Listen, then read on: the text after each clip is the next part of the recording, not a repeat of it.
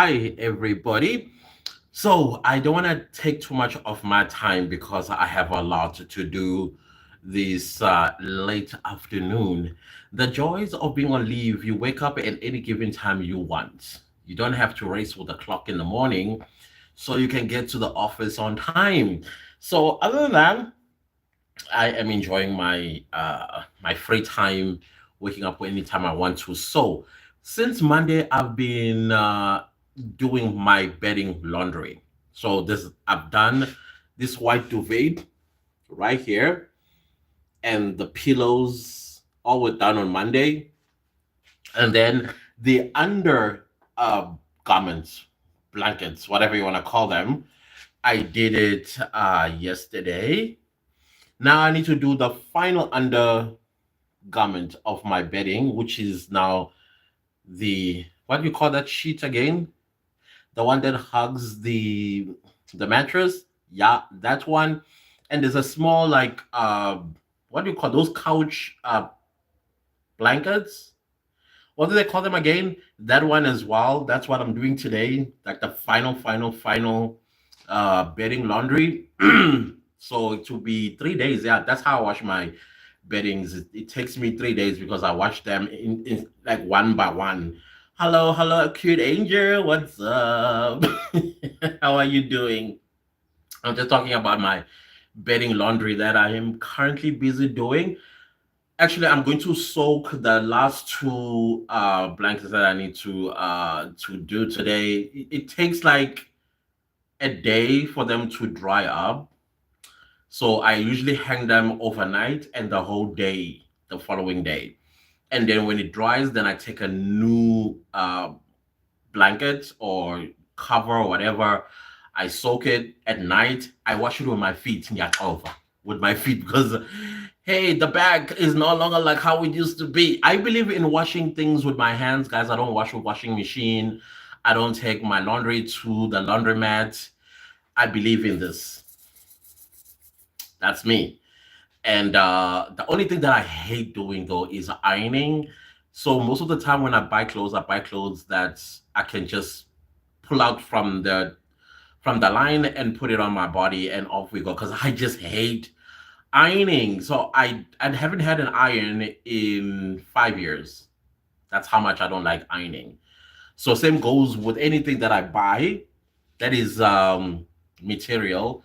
It must not require me to iron it. Like curtains, when I buy a new curtain, like this curtain right here, let me show you. This curtain right here is new. I didn't have to iron it because the material doesn't require ironing. And even the one in the living room, same story, because I just don't like ironing. The clothes, the t-shirts, the shirts, pants, everything that I buy, it's not. I don't iron. I hate. Yes, cute angel. Oh my gosh, the thought of because usually when I iron, I get lost in thoughts, and sometimes if I have an interesting thought, the iron literally stops until when I start seeing smoke. I don't know how many of my clothes being damaged by ironing, but besides the point, besides that, I just don't like it. Washing, yeah, give me washing for the entire Africa. I would wash it with my bare hands. Even though I got very sensitive skin on top, it peels off. So I no longer care like I used to. Like, oh my goodness, I'm sore and I'm bruised. I don't care anymore. I know within a day, the melanin would have covered the sore and I'm all good. Guys, oh my gosh, today is the last day of the challenge. Today is the last day of the challenge. We're done. It's over until Vlogtober. Listen to the rhyme there. Oh my gosh, it's over, guys. At least we'll get to the. I was thinking, let me not upload for the month of August. Just don't upload. Let me see what happens. I'm just, what do you call this thing? Experimenting to see how the algorithm is going to behave if I have not posted for more than like for a month. I don't know, but I don't think I'm going to. I'd have that gut to do it because I'm terrified of the algorithm. Honestly speaking, The algorithm is a very, very scary thing to all that stuff. Nah, I don't do that. I can't wait for Vlogtober. Yeah, Vlogtober is going to be. I think by then we'll be used to uploading every day. It's like the norm now because I've done this challenge. This is the third challenge I've done this year. So Vlogtober, of course, is going to be like flowing. Like it should be easy because all I do is batch film weeks before the challenge begins, like Vlogtober begins. I know that I'm set. All I do in the month of October is just relax and do other content, knowing well that what do you call this? The videos are scheduled and uploading themselves. I have no idea what you're talking about, aliens. I don't know what aliens are talking about. I'm not interested in that topic either. So yeah, guys, I need to undo this bed because I need the stuff underneath. That's the stuff I'm washing. All of this, I started with this what do you call it, comforter, the pillows and stuff. I did them on Monday, and then I did the other one that you're gonna see right now sitting there on my heater. You see right there on my heater. That is, I've done it yesterday. Now I'm doing the last one today, and I am done with bedding up until hopefully up until second week of October, if not the last week of October, just a little before summer. Then I'm gonna do this and bring out the summer blankets, which is more lighter. But usually I bring those like in the middle of December because sometimes December can get really, really cold for reasons I don't understand. So yeah.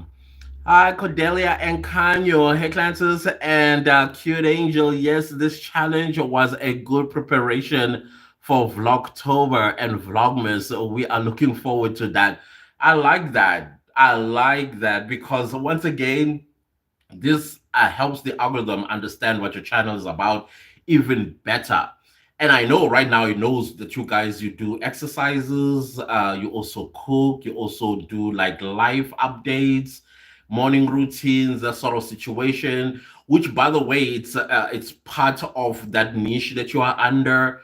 It's subtitled, which is great. There's nothing wrong with that, and I like the way you guys are focusing your channel. It's good. Uh, so yeah, Vlogtober is just going to be a confirmation of your channel. But I do believe that since you've uploaded every day in July, you will start seeing the results somewhere around late August, early September. That's when you actually see all your hard work coming to fruition. Because sometimes it doesn't respond immediately. With some people, it will respond immediately. Like with mine, my content, it can take months before the algorithm says, okay, okay, get it, I get it. And then it begins to get me the amount of views and subscribers.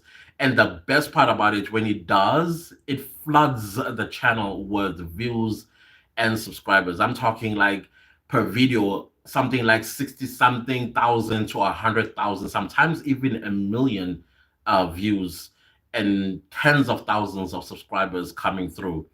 That's the breakthrough with the kind of content that I create. That's why I'm very relaxed. I'm not worried about anything. I'm not paying attention to subscriber count. I'm not paying attention to view count. The only thing that I'm paying attention to is the matrix. That is the click through rate, which is not good, by the way. Understandably, I'm also looking at the impressions. My impressions, they go up and down between 100,000 and 120,000. They just go like this: 100,000, 120,000, 100,000, 120,000, which is okay as long as it doesn't go below the 100,000 mark. Then I'm good.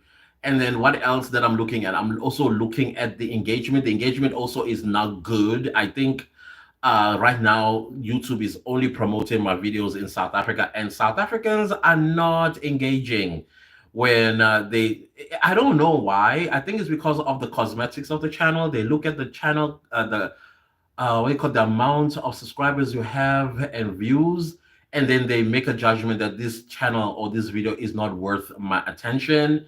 to even click a like or comment on it, which is sad, by the way. Versus if we were somewhere else in the world, let's say maybe in Canada or in the UK or in the US, you will see likes and you will see comments, irrespective of what the comments are, negative or positive. At least you still see engagement, and that's what pushes the channel further. Here, the people don't comment. People don't comment, and if they only understood how important commenting on a video, irrespective of how you feel about the content, but at least comment and trigger the algorithm. So I'm not quite surprised there because I now understand South African YouTube users. They are more about superficiality than content. It's looking at the cosmetics of the channel and then they make a decision. There are few that sees a channel and like the content and then subscribe and comment and like and share. Very rare. I mean, you see this in your analytics all the time. The analytics will tell you how many shares your video got this week. It shows you how many likes your channel got. Not just with videos, like channel performance. How many videos or how many times shares were done on your channel, the number of likes, the number of comments, and things like you'd see that on there's a weekly report that we get. So you do see, and I'm not surprised every time when I see it. I'm like, okay, I guess I still have to convince a lot more before I start seeing any traction when it comes to engagement. So those are the only metrics that I look for. Other than that, I look for other stuff to make sure that I am creating content. I go to the inspirational tab. The inspirational tab shows me what people are searching for on YouTube, and then I create into a video.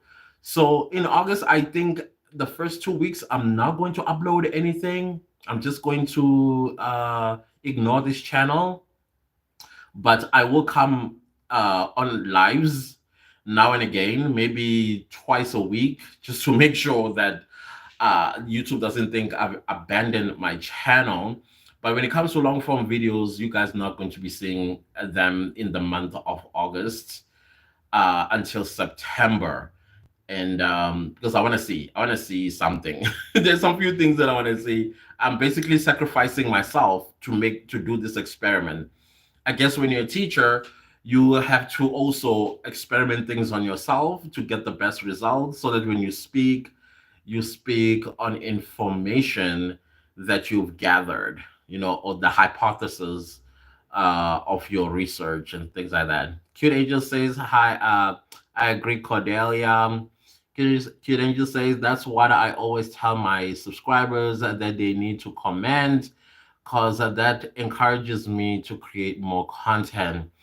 I agree with you that we should tell them, but we should also not feel bad when they do not do so because we still have a lot of work to do, especially when your channel is under 5,000. I think South Africans, they only start taking you serious when they see your subscriber count around 5,000, 10,000. That's when, because it means if you got 5,000, that means people like you. So why shouldn't I also like you? Versus when we are still here in the single digits and they'll be like, why should I even waste my time on you? You understand what I'm saying? I did see you crying yesterday about somebody unsubscribing. Listen, that's the nature of YouTube. I mean, sometimes I'm stuck at 1,390 and 94. And I've been stuck on that for the past 3 weeks. Why? Because I will go to bed with 1,399. I wake up the next day, I have 1,390. 9 people decided to unsubscribe. And now I have to wait. And then it goes slow. One day I get 1 subscriber. The other day I'll get 2 subscribers. And then I wake up the next day, all of them are gone. It's the nature of YouTube, unfortunately, especially when you are a small YouTuber. You must not pay attention to your subscriber count, I tell you, because it's going to mess with your mind. Worry about content. That's all that you need to worry about. Do not worry about subscriber count. Do not worry about views. All of that stuff is going to come later. That's not for you to worry about. Yours is to pump your channel with content and then listen to the advice that you hear on YouTube from people like myself that you need to look out for, or a new update. I think I'm going to do updates the first week because there are some updates that YouTube has dropped since yesterday. Was it yes? Yeah, since yesterday there are some updates, and then would like to inform you guys of these updates, and then I disappear. One of the updates which I did this week, not last week. I don't know if you guys remember. I was watching Sistandi Mzamo's vlog on live, and there was music that was playing. So when the live was done, I was hit with a copyright ID. I was like, by the way, that music that was playing in the vlog. But now YouTube has an update that you can actually mute that music. Like the algorithm, is it that no, the artificial intelligence just removes the music and then the copyright goes away. And that's exactly what happened. All I did was go, I clicked and I said mute the music, and then they muted the music, but everything else you can hear. It's still, you can hear everything. It's not like that part is mute. Before they used to mute the whole part. If it's 10 minutes of that music and you muted it, that 10 minutes was just going to be silence. Now they've done us that's an update, by the way, that I would like to tell you guys about, and all of that. What's up, brother in Christ? What's up, Sir Odo? How are you? So yeah, those are the things that you should look out for as a creator. Guys, I need to soak the last batch of my bedding laundry, and then I have 5 videos that I'm going to be batch filming uh, right now, and you guys are going to witness all of that, whether you stay or you don't stay. It's cool. This is for watch time or watch hours. That is all that I am fighting for before I disappear from this channel for a month, because hey, the boy got to rest. The boy got to rest, y'all. And yeah, so I'm just gonna turn on my gimbal, which, by the way, it follows me everywhere I go. Sometimes it misses the mark. All right, so if it misses the mark, I apologize. We are here to watch Big Brother. Thank you. All right.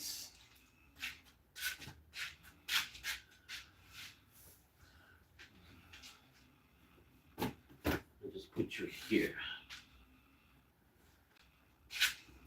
Let's make sure that this thing is following. I know sometimes it doesn't.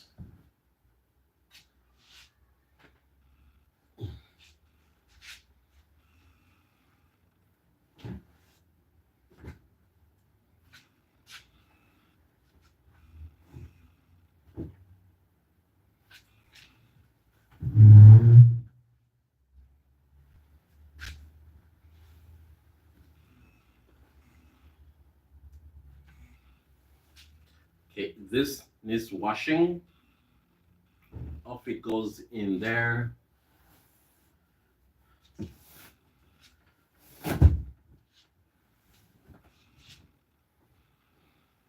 And this baby right here, it goes in there.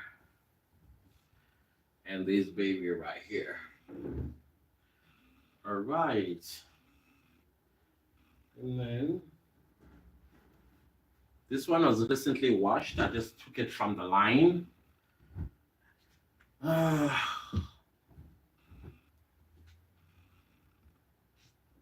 don't know if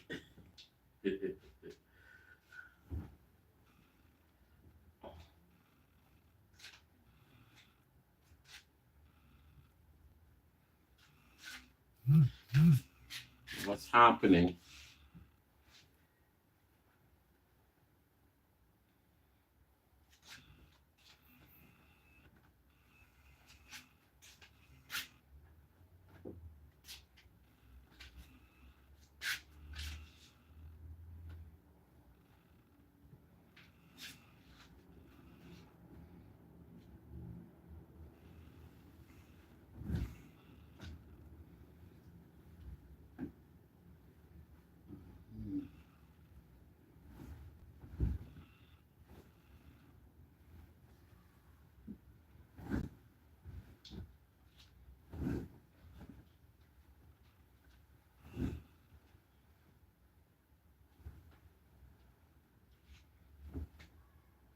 Come on. What?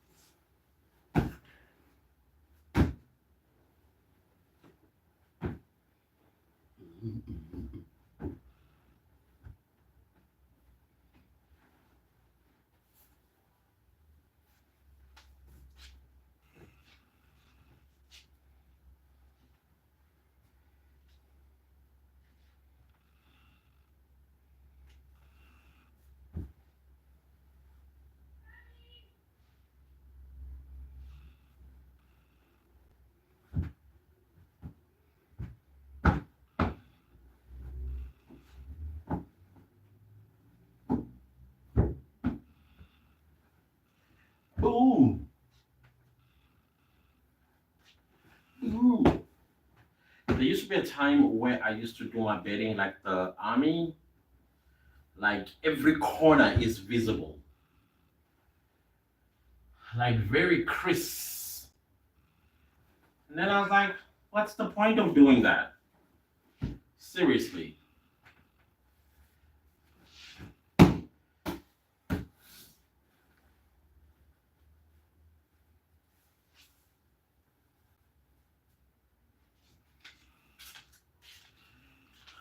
Okay. Hello, hello, hello. Um, we're here for okay. Mario, where are you from? South Africa, Pulugo. Hey mentor, what's up, mentee? Pulugo says my second channel just got approved for live streams. You got a new channel? How come you didn't tell me? Secret you? Come on, DM me the what do you call this? The link so I can subscribe. And you can go live. I mean, that means you got 50, over 50 subscribers then. Huh? People are secretive. Why? You scared? What are you? What are you scared of? What are you? Oh my gosh! What do you do that is scary? You cannot be scared. That was funny.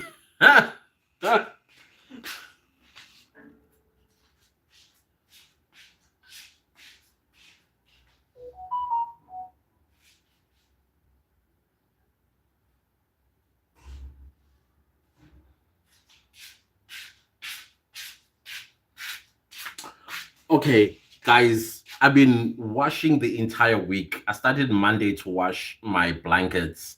I started off with, okay, let me switch you off so that you don't keep following me.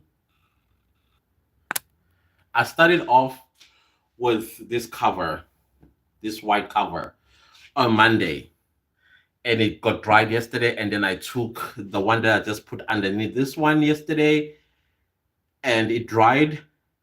And now I'm doing the third. And I ran out of soap.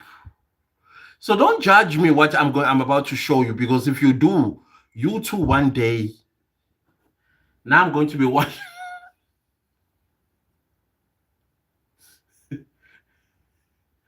I'm going to be using this to wash. But you'll get to be a wash, Amos. So what am I supposed to do? I'm lazy to go outside, let alone to request and go to a mall and buy myself washing powder. If I got this, I mean, I can continue being in the house now, can't I? This will wash, isn't right? I don't know. Oh my gosh. Because as you advise that we have more than one channel and you know I listen to you, yes, I still advise that indeed. I still advise that. You see, the second channel, the best thing about it, you can make corrections of mistakes that you made with your first channel. This one, you keep it clean of any mistakes that you made on your main channel so that it gets monetized quicker. Because when you make mistakes, I noticed that YouTube, when it realizes that you are probably not aware of the policies, it kind of like stifles your channel from growing. It just holds it from growing until you fix the problem and then it releases it. So with the new channel, you're starting on a clean slate, and you will remember the mistakes you made with the other one. The third channel actually kind of like wipes everything out. You know now that, okay, I'm niching and this is the niche, and then I'm going to stick to this niche. I'm not going to introduce anything else other than what I am doing on this channel. So yeah. Cordelia and Kanya says, "Congrats, Buluku." Yeah, definitely. Congrats to you. Opening a second channel is not easy because you always worry about what content am I going to create? Am I going to be consistent? When am I going to get to 1,000 subscribers and 4,000 hours? All that stuff you keep asking yourself about. Don't don't bother yourself about those. Those stuff will happen eventually. Okay, eventually that stuff will happen. So yeah, let me go and put this in the water and then soak the those blankets. Around 9 p.m. I will start washing them and then hang them overnight and all day tomorrow. And then I am done with washing my bedding. And then I'll be sleeping on like clean, clean, clean stuff. And it's always the best. So yeah, I'll turn the gimbal once again, but I'm gonna disappear into the thingy bathroom, but I'll be out soon. Don't worry. You don't worry.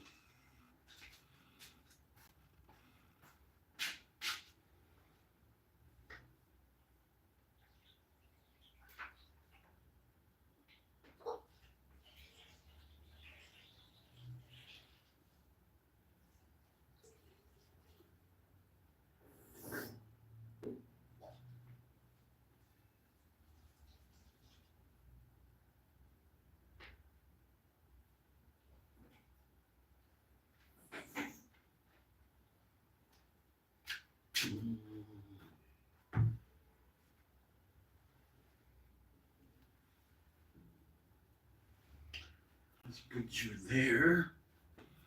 Let's put you there.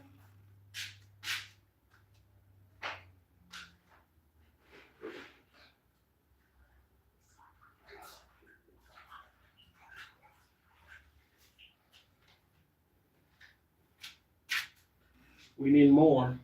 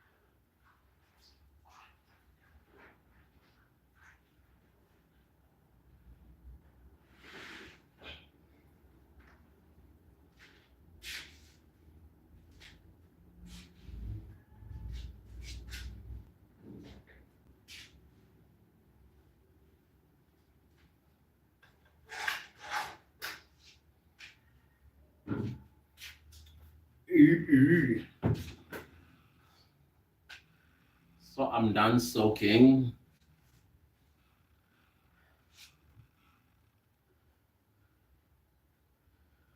Mm. I'm done soaking, and this is how much left. Got to improvise. Got to improvise, especially when you don't have and you are lazy to go buy. I improvise. Hello, everybody. Hello. Okay, guys, I'm batch filming from this point on. I think I'm gonna do faceless videos. So that's why you're gonna be seeing me wearing the same thing throughout those 5 videos. And have you reached 3,000? I am about 60 hours away. I'm 60 hours away. Hopefully, by the end of this week, if I continue to go live, I will have reached. But the thing is, I don't want to, Puluka, I don't want to monetize with 3,000. I want to monetize with four. And I do it with four. So I'm just 60 hours away from the 3,000, and then I'm 1,000 from that point on. Yeah. Because to be honest with you, I feel like if I even monetize at 3,000, not many people will know that I'm monetized because there are no ads that are going to be playing. And I can't every time come here and say, hey guys, please super thank the channel. Uh, nah, I don't want to do that. So I would just work for AdSense straight on. So 1,000 is left to get to 4,000. Let's put it that way. When that is going to happen, I do not know. Yes, I remember you said you will activate everything after. Yeah, I am after 4,000. Because 3,000, I feel like it's a strategy to see if you made it or you didn't make it. And so that you can work on that in the next 30 days, according to what YouTube will tell you why they rejected your application. Now, because my channel has not violated any policies at all, and we use the same Google AdSense for all channels to monetize. It's not, you don't open a different one, you use the same one. So history is already there that I am not a what do you call this? What do you call this thingy? uh, what do you call that thing, magic again? I'm just forgetting what you call this. What was I saying again? There was a cabbage that came through that kind of like took my channel off because I such cabbages, no. The people that don't take their medication, honestly, and they come on the internet, they're quite sad. They're quite sad. So we're not going to deal with mentally ill people at all. And yet you're watching. How dumb are you? How stupid are you? Seriously. What are you doing right now? What are you doing right now, Dumbo? To a point where you even make a comment. You stupid. Dumb, dumb, dumb. It doesn't matter what you say after here. You stupid. Anyhow. So like I was saying, that it's a good strategy to monetize. Hi, Alice. How are you doing, Alice? How are you doing? Apparently, you're nobody from a demo. Oh, gosh. This is why you're never supposed to have ran away from school. You shouldn't have ran away from school. Look at you now, making a fool of yourself on the global platform.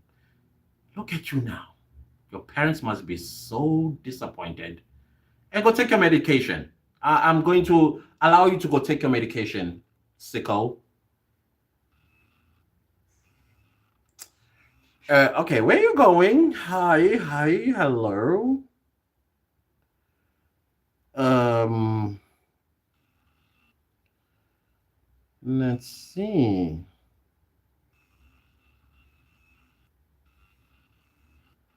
means we need to do some few things here. Uh, we don't want sick people here at all. We do not want sick people. People that are sick as mafunla. Lulama, hey, yo guys, it's Goishing season that side, this side. How are you guys doing? Yeah, Goish and I'm doing laundry. Imagine blankets, which started on Monday, by the way. And I ran out of soap, and look what I'm using for the last batch. But since Yonkin Pure Wash, I just I just soaked my blankets with sunlight liquid. I keep laughing at myself. I don't wanna lie. And it says that one you will have to block him. I've had it with him. I've hidden him. I've also just hidden him from the channel. He's mentally not right. He says that nobody's watching, and yet he's the one who was watching and even commented. Like, hello. I've hidden him from my channel because wow, what a waste. Yeah, human waste. Lola say, yo, are we dealing with the ones that ran away from the mental ward again? Yes. Hey. And not drinking the medication. You're high. We are tired. Hi, Bo, Lulam. Don't forget to like, guys. Thank you for reminding everyone. I always forget to do the call of action. Even in my videos, I forget. Because I think in my head, people, if they like what they're watching, they will like and subscribe without me having to ask them to. But we already discussed that earlier in this live, why people in, I think, South Africans, we have a superficial mindset. We look at the channel size and to see or wait if it's worth our time, worth our likes, comments, and things like that, unless it is people that really support us and vouch for us, rooting for us. Those are the ones that will like, comment, and also share the videos, while the rest share. But once we have around 5,000 to about 10,000 subscribers, suddenly that's when you start seeing their comments and their likes and shares and things like that. I think we're probably the only country in the world that does that. All the other parts of the world, they will watch your content. You will see the watch time. You will see as well the number of views. But they will still comment. The thing is, they only subscribe after watching 5 or even 10 of your new videos. That's when they're like, okay, now I'm comfortable with this creator. I can plant myself as a subscriber. Here, it's like a rebels without a cause type of situation. We just look at the size of the channel. At the moment, sometimes when they see the size of the channel, they don't even continue watching the video because you don't have authority. You haven't built authority. You haven't built any influence for them to give you the rest of their time watching a video from a channel with less than 5,000 subscribers. It's sad how we do things down here. Very, very sad. Maybe it's also they thinking that if I can continue watching this small YouTuber, that tiny YouTuber, I'm missing out on the bigger YouTubers. Maybe they've what do you call this uploaded, and I'm busy with this tiny channel and wasting my time here, which is not a waste because we also worked very, very hard to get to where we are, but we get judged very harshly by people. I don't know whether it's the standard or I don't know. I try to understand it myself, and it never makes sense. That's why we are here, son. Yes, thank you. You see, it's people like yourselves that understand that the whole creative world, that my support also means I need to engage the video in terms of liking, in terms of commenting, in terms of sharing as well. So, but it's just few of you guys, like very, very few, that we get to be lucky to have as creators who are very tiny. Oh, by the way, my main channel hit 20,000 subscribers this morning. I was like, 20,000 subscribers. My main channel has hit this morning. I'm like, wow.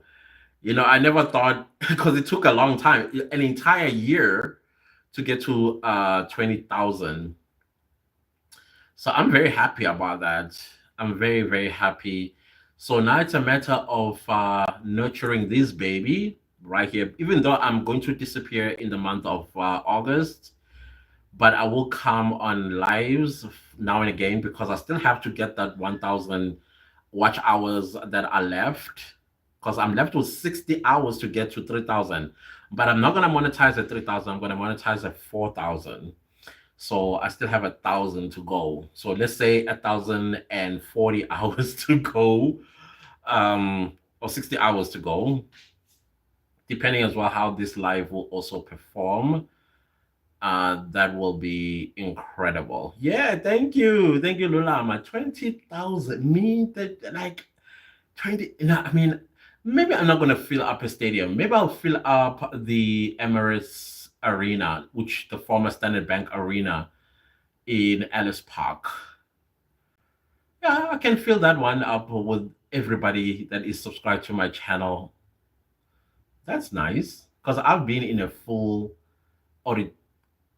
Is it auditorium? Yeah, I have been in the full auditorium of the Standard Bank Arena, and I know how it looks like when it's full to the brim. So yeah, it's exciting. It's exciting. All those eyeballs, man, that's scary. That is so scary. I must run, guys. Love you. Love you too, Lulama. Thank you for being around. Anyways, I also need to sit down and start batch filming. I have 5 videos that I'm batch filming this evening uh, on various topics that have been sitting on my mind. And people have been asking me, hey, Clantis, what do you think? Hey, Clantis, what do you think? So now they're going to get to hear um, my thoughts on what I think about those topics. You guys will definitely also get to hear. Okay, let me put you here because I'm setting up. Let me close the bathroom door. I always forget. Okay, if I sit, you'll be able to see me, right? Okay. Let me get okay, let me put you somewhere here like that. Yeah.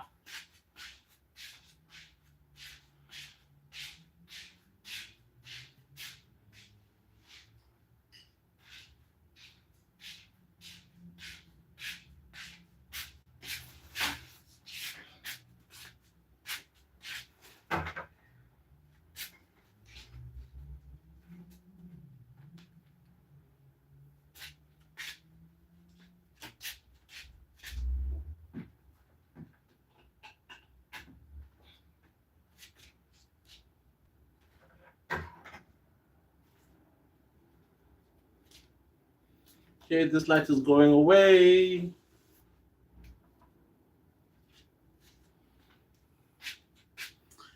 Okay, let me put this away.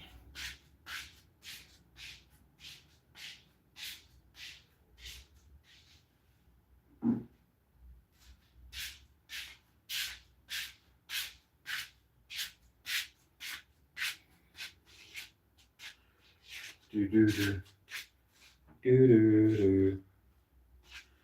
Good do do do. Okay, now I'm setting up with my microphones. I have to turn out this one.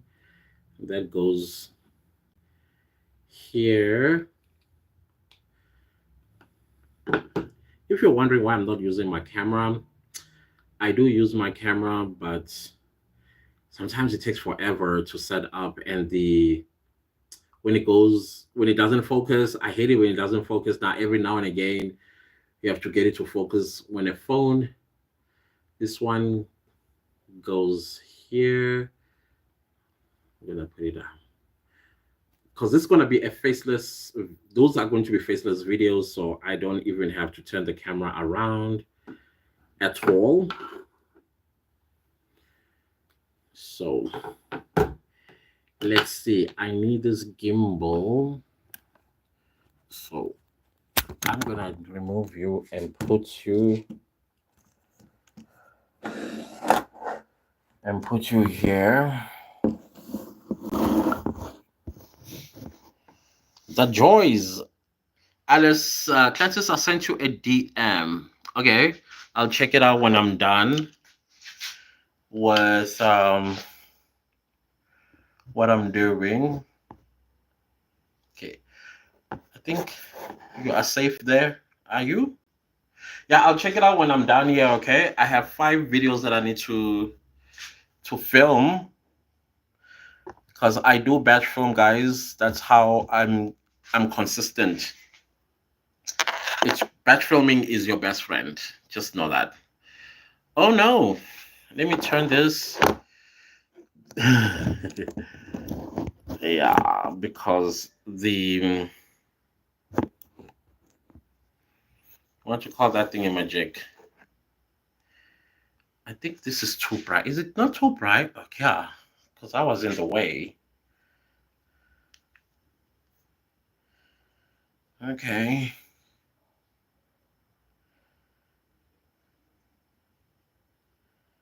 What are you? Hi, Natty. How are you doing? I'm fine, my friend. How are you?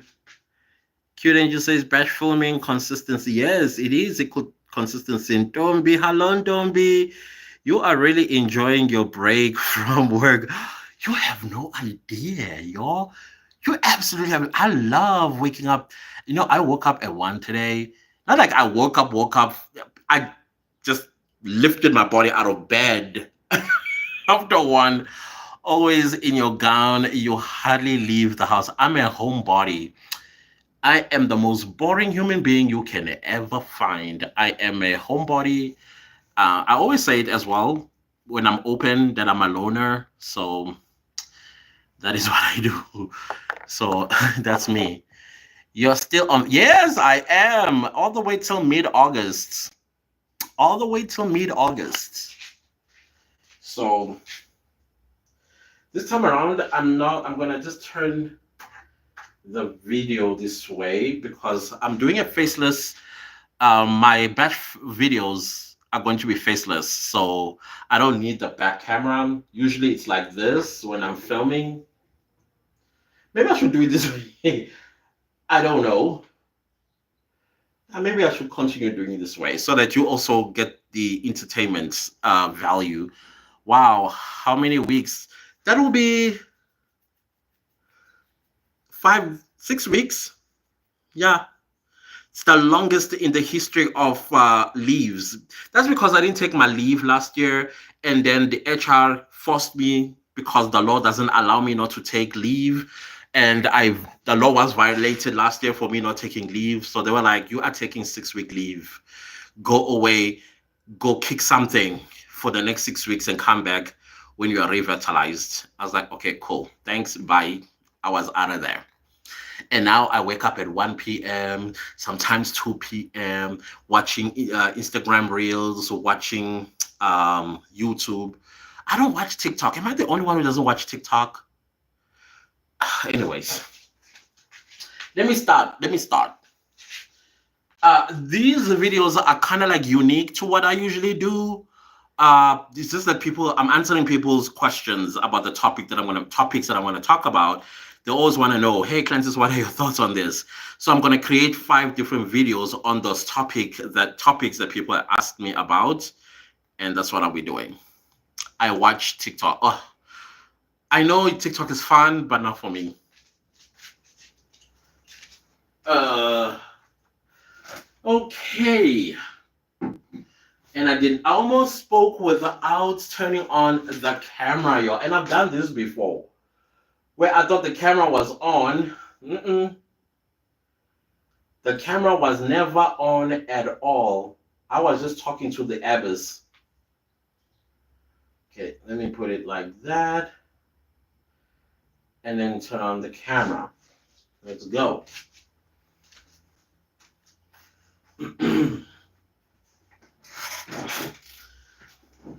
I hope I'm visible to y'all.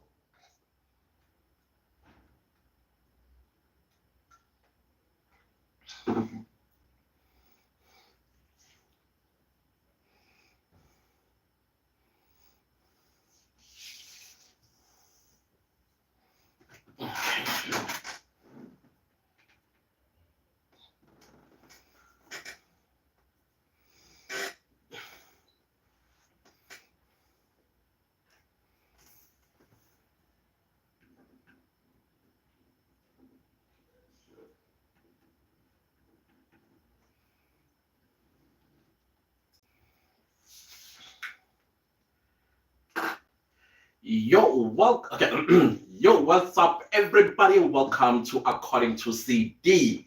So, guys, we are going to be starting a new segment where I am going to be delving into my thoughts regarding some few topics that are taking place in South Africa.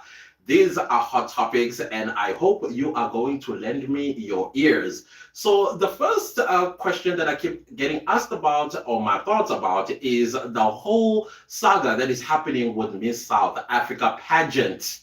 So, guys, there is a young lady, I think she's 21 years old, who was born in South Africa, according to the reports. However, her parents are not South African.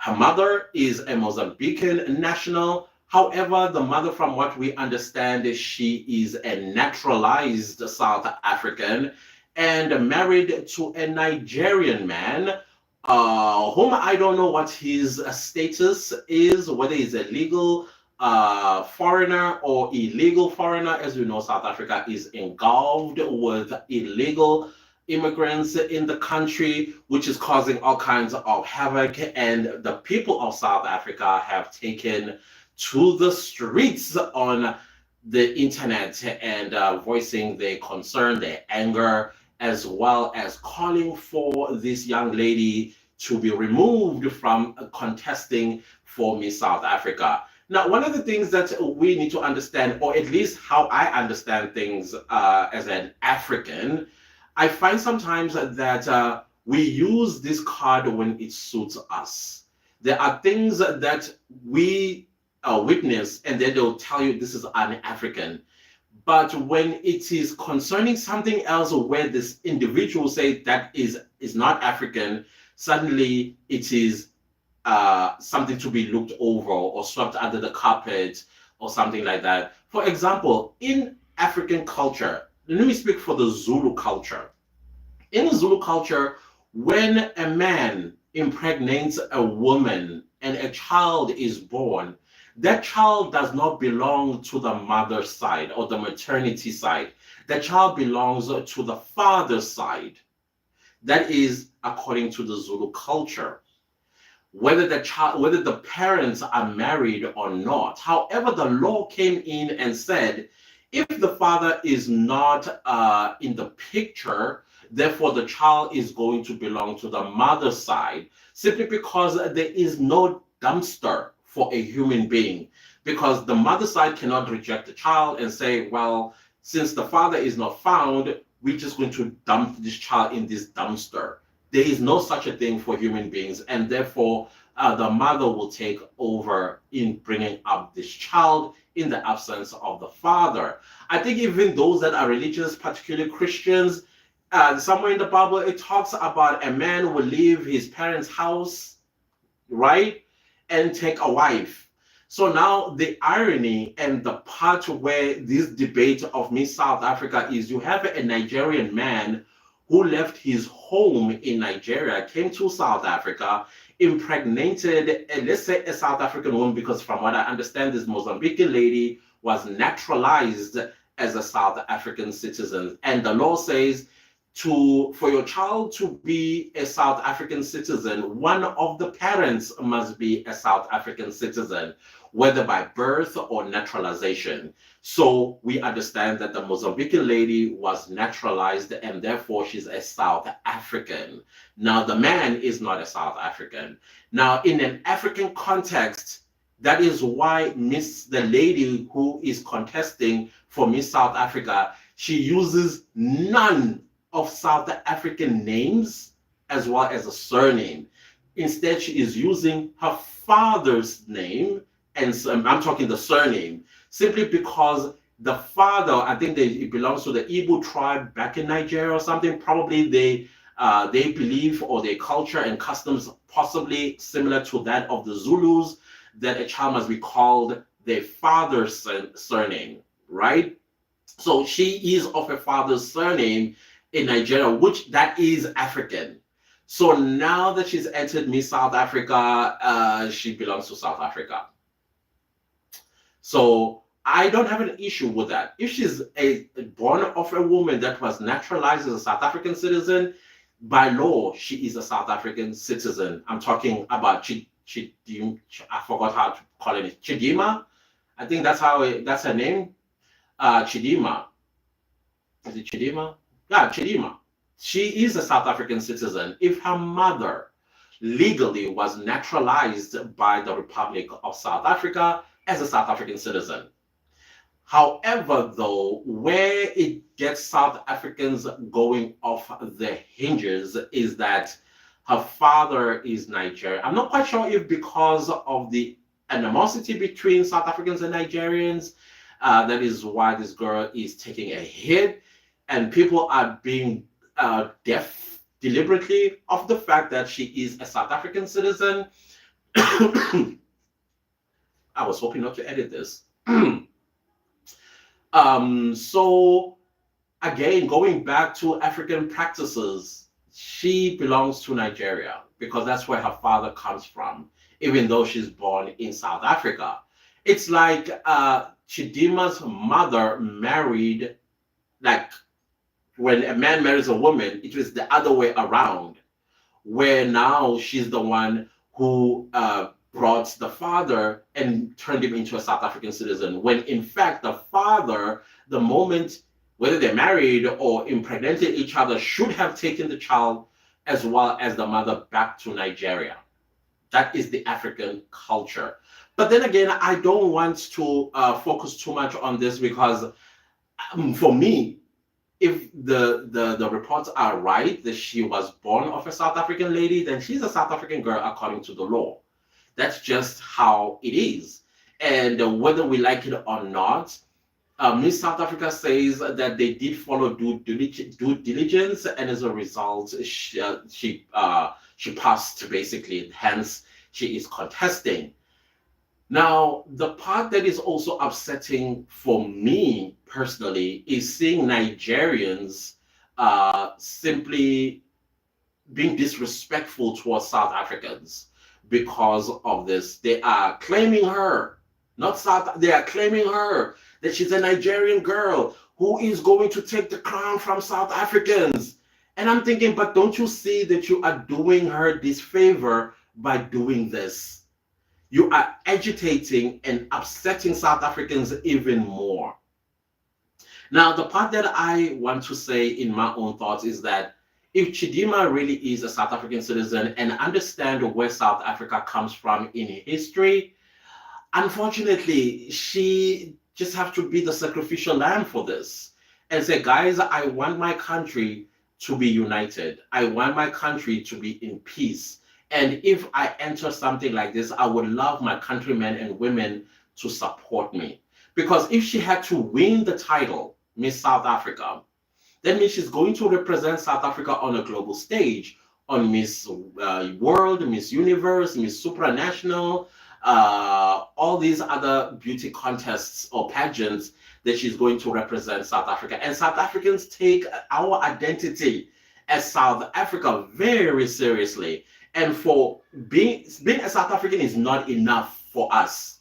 Being a South African also means our values and cultures and customs and language and food and all of that stuff.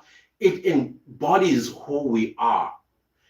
From what I understand, Chidima doesn't cook South African food, doesn't eat South African food. She doesn't even speak a South African language, which is something really, really shocking to me, that not even Zulu, the most spoken language in South Africa, how do you then claim yourself to be a South African citizen? I don't know. There is so many questions but little answers, and I don't think we are ever going to get the answers that the people are seeking for. I saw even a petition that was signed by 14,000 South Africans to have her removed from the pageant. I was like, you know what, this is not going to happen, especially if due diligence was followed and indeed she's a South African citizen. There's nothing you can do about it. Whether her name is a Sithole or whatever the case might be, she is staying and she's going to contest. However, I feel that Miss South Africa pageant itself has the obligation and the responsibility to keep the peace in South Africa by asking her, listen, it's not going to work in our favor as South Africa to put you on a global stage where nobody is supporting you. Because I don't believe South Africans are going to support her like that. There will be those that will support her, especially those that have children with Nigerian men. Because I feel like Chidima's story is also their story, their children's story. And being rejected because their father is not South African, they have to fight this. But I think we are also fighting a very tiny little battle here in a teacup. There's a bigger one that I think if you really don't want children born of foreign parents, but the other parent is a South African citizen, put it in your law so that we don't find ourselves in a similar position as Ivory Coast found itself in the early 2000s, where the presidential candidates, one was a full Ivorian, the second one was half Ivorian and half Senegalese or something like that. And a civil war started because the half Ivorian and half Senegalese was actually winning the elections, or at least the prospect of him winning the elections angered the pure Ivorians, and a civil war broke up. Hundreds of thousands of people died because of that. And to prevent something like that, South Africa itself needs to come up with a solution. What do you say about children that are half South African and half other African nationality? Are we going to allow them to contest for beauty pageants in South Africa? Are we going to allow them to run for president, for government? Are we going to allow them to become councillors in our communities? We have to come with a solution so that we don't keep finding ourselves in this position every time a half South African child runs for something that we honor, that we respect, that we find to be our identity, and then it comes and diluted by somebody else. That is a debate that needs to start so that you can create a law around that, because I understand in many other African countries, they are very, very straightforward about who can run for president. And if you are half that nation, you are not eligible to run for any office in that country. So maybe it's something that we also need to discuss. But I personally, as a person who's a constitutionalist and a Democrat, no, I don't belong to the DA, but my mind is very constitutional, and I believe that if you are born in this country, irrespective of who your parents are, as long as one of the parents is a South African citizen, and you are born in South Africa, you are a South African, and you deserve all the rights and privileges that South Africans enjoy. That child also should also enjoy. That's just my take on this one. But I think Miss South Africa pageant does have the responsibility to keep the peace by either, now that she made it on the top 11, so that means she's going to the finale, the stage where Miss South Africa is going to be chosen. Then they should eliminate her in the first five. Is it the first five? Yeah, the first five before the sixth remains. That way we can keep the peace. And then from there, let's create a law around who can enter Miss South Africa. And let's be clear about it so that we know that, oh, the other kids that are half South African know where they stand. It's unfair, but at least they will know where they stand. All right. So that is just my thoughts around this Chidima story that is breaking the internet in South Africa. Is it fair, unfair? I don't know. I don't know. I don't want to talk against a whole lot of South Africans that feel like we are being fooled. But to be honest with you as well, it feels as though whenever South Africans cry about something, the world has the tendency of labeling us. They gaslight us, and like South Africans are not allowed to defend their sovereignty. The moment we defend our sovereignty, there is a label that is attached to us, one of xenophobia. There are other countries that are busy trying to get rid of illegal foreigners and other people that don't belong there. They are not labeled xenophobic. Somewhere, somehow, some people think that when we're dealing with South Africans, it's easy to mock them because, I don't know, maybe somebody told them that we're stupid. I don't know. But it is upsetting every time when South Africans want to cry about something that is legit and valid, we get gaslighted. Not only by the people in question, but also other parts of the world. And the same world is also busy chasing away and sometimes even harming illegal foreigners in their countries, and they are not labeled anything. That is unfair. South Africa is not the what do you call this? The United Nations. We have rule of law, and the rule of law must be followed by everybody, including anybody that crosses borders and coming into our country. So yeah, those are my thoughts when it comes to Miss South Africa pageant situation. Thank you for listening. Please do not leave this video without liking, subscribing, commenting, and sharing. Ciao.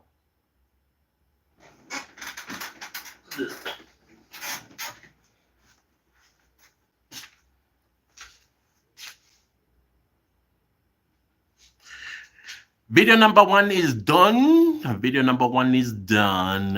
Natty Slim says, I'm done with writing up my true crime stories. Yay! I need to gather pictures. It's too much work. I'm going to have someone do the editing. It is a lot of work, I must be honest. It is a lot of work. So yeah. Hello, Neil.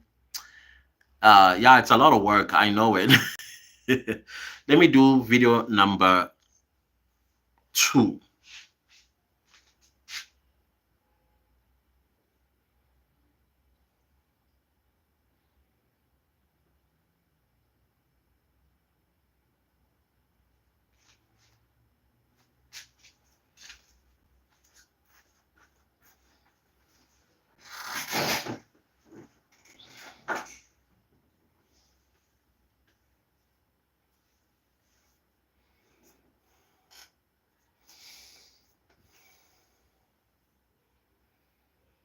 Hello, everybody. Welcome to According to CD. So without further ado, let's get into this one. Today's video, we are going to be talking about Jacob Zuma, the former president of the Republic of South Africa and the former president of the African National Congress, which is the ANC. Basically, the ANC charged Zuma with decampaigning the organization, which is the ANC, by campaigning for Umkhonto weSizwe, a new political party, which is the third largest in parliament after the 29th of May 2024 general elections, basically removing the EFF, who have been comfortably sitting in that position for the past, I think, 2 elections or something like that. And Mr. Zuma, of course, he was then chosen as the leader of this new political party, which was quite shocking for me, if you ask me, because I always thought that Jacob Zuma will never leave the ANC for anything. However, though, the interesting part about Mr. Zuma's conduct, which I think is gross misconduct, because I don't think it is okay for anybody that belongs to a political party to campaign for another party and not campaign for their own political party. And I don't know what he was thinking, but he sounds to me like a person that was disgruntled about one thing or another. I think I did see Tony Yangeni trying to justify why Jacob Zuma sort of abandoned the ANC during the last elections and went with Umkhonto weSizwe, which I also thought it was a frivolous defense. He was defending the indefensible. Is that how the word is? And he's an adult. And Jacob Zuma is not stupid. He's one of the smartest politicians I think we ever had in South Africa. Yes, he may have questionable characteristics, but let's not take it away from him. He's a very, very, very, very intelligent person, especially for one that does not have even a primary school education. I think when you drop out at grade 4, that is just learning how to read and write. But he apparently even speaks 4 or 5 international languages fluently, like French or Russian. I don't know what else he speaks fluently. And that shows a lot of intelligence. And he became president of the Republic of South Africa not once but twice, even though his second term he did not complete it because of some shenanigans that were transpiring. Whether one believes those shenanigans to be true or a conspiracy against them or whatever, there are things that were happening nonetheless, especially the Guptas and how they also gotten this corridor to escape the law or the full might of the law and ran away to Dubai. I think in recent months, one of the Gupta brothers, they threatened some person who has a direct relationship with the president of India.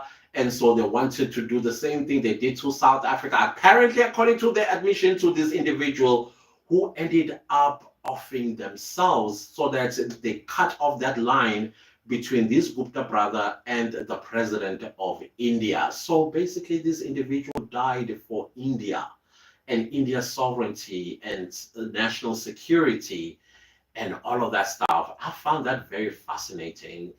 I keep wondering if any of those guys in the ANC, especially those that always got summoned to Saxon World, which we believe was the true union buildings, because apparently the Guptas at the time they could appoint and remove ministers, and they would appoint a minister who is going to dance to the curry and also dance to the tambla and all that other Indian instruments.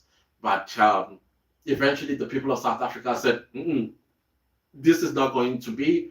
We want the head to go, meaning the president, meaning Jacob Zuma, to go. Now, from what I understand, apparently Mr. Zuma inside the ANC was almost placed in the political wilderness. He was not being taken serious.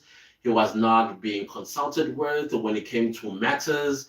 And so this developed some kind of resentment as well as anger, so much so that he thought he was firing some warning shots when he joined the Umkhonto weSizwe political party, without realizing that this little beast that he was busy creating was going to become a huge dragon, which today is now the third largest political party in parliament, and also took over, basically dethroned the ANC in KwaZulu-Natal. Whoever thought the ANC will ever lose KwaZulu-Natal? But for me personally, I don't think it's any different than controversies or ANC. For me, it's the same thing. And I think there was a strategy there, one way or the other, where I think Mr. Zuma was going to use the MK to get what he wanted, but in all, I don't know, the truth I think behind controversies, I think Mr. Zuma foresaw that the ANC was going to lose a chunk of the election results. So he took a small chunk of the ANC, turned it into MK, but they were going to reunite in parliament and they were going to work together in parliament. However, I feel like either Mr. Zuma or people around him started asking for too much for the ANC to give away. And hence today we have Government of National Unity, where I should actually name this according no Government of National Unity again. How do I put this? I'm trying to find a name for this. Let me see. Uh, Government of National Unity according to CD. Yeah, I think I'll call it that.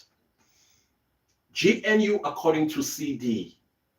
How do you guys like that? Yeah, maybe that's how I'll call it. Because all of this has something to do with the GNU currently. Maybe one topic is not related to GNU that I may talk about now and again because I'm also following the current affairs in that country. But the point that I'm trying to make here is Mr. Zuma is disgruntled, and hence he did what he did with Umkhonto Sizwe. And unfortunately, what they would try to bargain for, they did not get because the DA swooped in and took the position that the ANC could not say no to. And today they formed a government of national unity. And now the ANC, of course, needed to decide what they are going to do with their former president, Mr. Jacob Zuma, now that he is a leader of a totally different political party with totally different ideology and values and all that stuff that politicians or political party are about. And so a disciplinary commission was held on him, which therefore came to a conclusion that Mr. Zuma is guilty of decampaigning the African National Congress or ANC, and therefore they expelled him from the party. So I don't know what impact that has caused Mr. Zuma, whether he cares or he doesn't care. I doubt that he did go and attend the disciplinary commission. I did not watch, unfortunately, but I am reading the results of everything that's going on. These are my thoughts, by the way. And so the question that I have in mind is, since he was the former president of the country, coming from the ANC, I get the separation between the state and the party, but he belongs to a different political party. Does he still get state resources, state salary, state everything that a former president of the country gets the privileges of having post their term? What about their pension? What about so many things? Those that are in the know, please comment in the comment section and educate me. What's going to happen to his presidential salary as former president of the country? I know this salary gets taken away when you are impeached, but what about when you were a president of a political party? Because that line is very blurred from what I observed between the state and the party. There's supposed to be a separation between the two, but with the ANC, Yonkin type of situation. I don't know. So yeah, I thought those are my thoughts regarding the Jacob Zuma expulsion from the ANC. I think he is disgruntled, and I think the ANC may have started its how do you put the word? I want to say dissemination.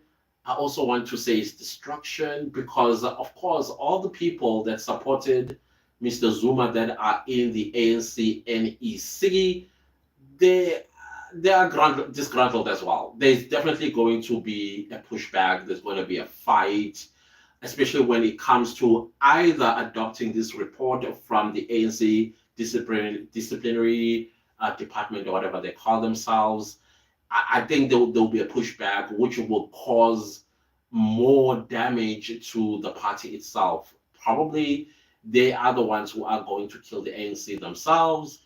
And it's quite sad to look at Ace Magashule as well, who was the biggest supporter of Jacob Zuma. He himself looks like his political career is over by the look of things with all the legal or criminal cases against him, especially regarding the asbestos and some farm, probably other charges that are going to be laid against him now that he is not protected by the ANC umbrella and having all that power to make things go away. And secondly, the government of national unity will also be keeping an eye to make sure that he stays far away from anybody that holds important power in the country. So it's quite interesting.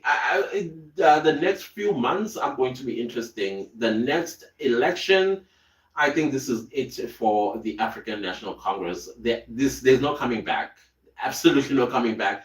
Especially if you are looking at the work that is being done by political parties in the government of national unity.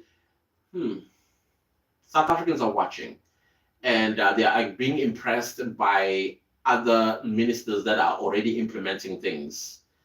I don't know, guys. It's going to be interesting. I'm very interested to hear your thoughts about all of this. What is happening? Where do you think the ANC is headed to?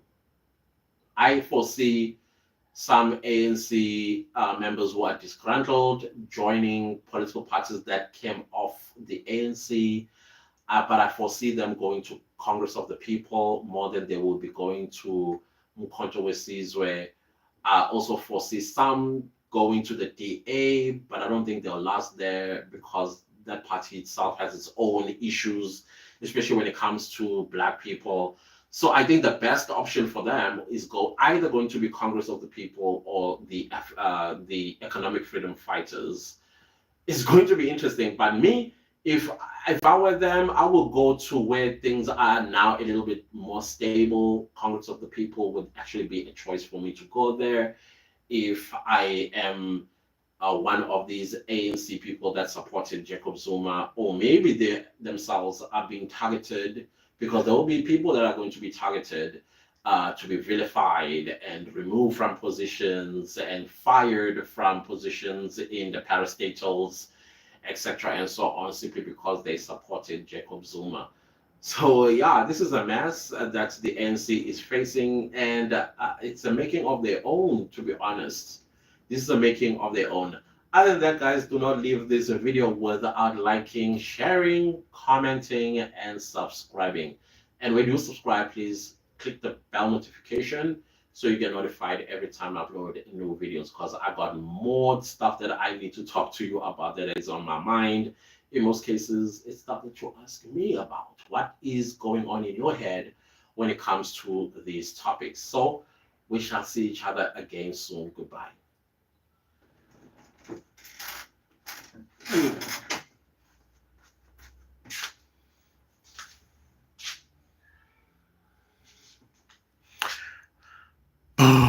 Okay, everybody's going.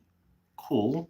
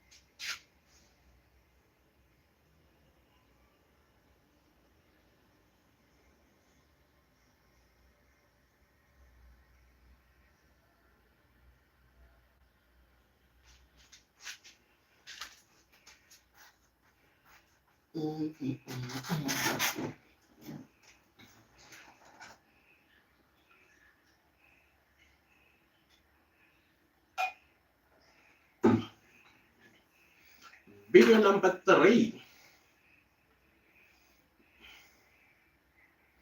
Hello everyone, welcome to GNU According to CD. Yes, guys, as you know, after the 29th of May 2024, South Africa came from the general elections and no political party won the elections, and therefore a government of national unity was formed, proposed by the current president Ramaphosa. And by the look of things, things are happening. A lot is getting revealed. A lot I see is getting fixed. A lot is they are intending to fix. But for me, it's mostly the exposés that are coming out that some of us have suspected for a hot minute, especially when it comes to the national security of South Africa. For the longest time, many South Africans have been asking about the whereabouts of the national intelligence. I don't know what they are called today. I think they are called something with double SA or triple SA. I don't understand why they changed it from NIA, which was the National Intelligence Agency. Where are they? What happened? Why are we seeing these reports of 95 Libyans that put together a paramilitary camp in, is it the Riverdale, in Mpumalanga, training, military training? And you ask yourself, what's happening? That for me was the straw that broke English. It definitely the straw that broke the camel's back, because one really has to look into this, especially when it comes to the security of South Africa. How secured are the people of South Africa after this expose?